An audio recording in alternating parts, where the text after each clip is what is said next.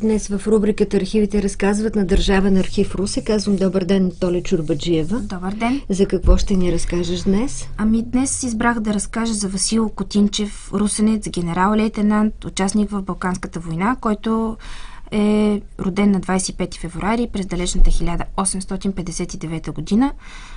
Той след освобождението, когато започва да се сформира българската войска, попада в първия набор и служи в казармата на русенската дружина.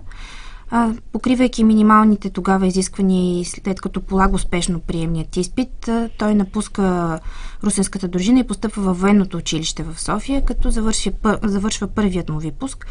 Участва в Сръбско-българската война, в началото на която е ранен командващият на полк капитан Андрей Блъсков.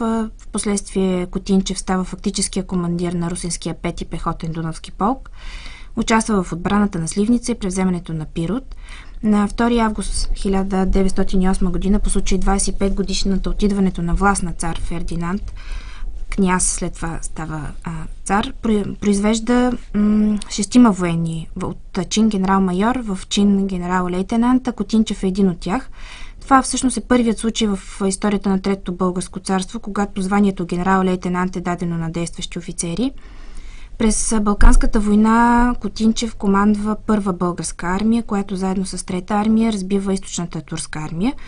Провежда успешната за българската армия Лозенградска операция през октомври 1912 година, когато османската армия се оттегля зад чаталджанските естествени укрепления.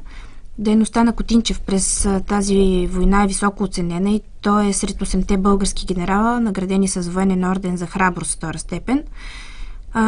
През последвалата междусъюзническа война командва последователно първа и втора армия. За заслугите си той е награден с княжеския орден Свети Александър I, степен с мечове.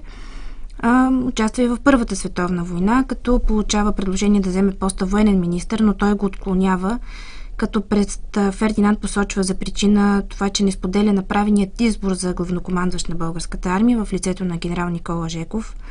През 1918 година е произведен в генерал от пехота, след което след 40 години военна служба преминава в запаса.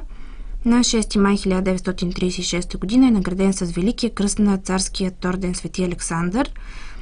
Генерал от пехота Васил Котинчев умира на 30 март 1941 година в София. Благодаря.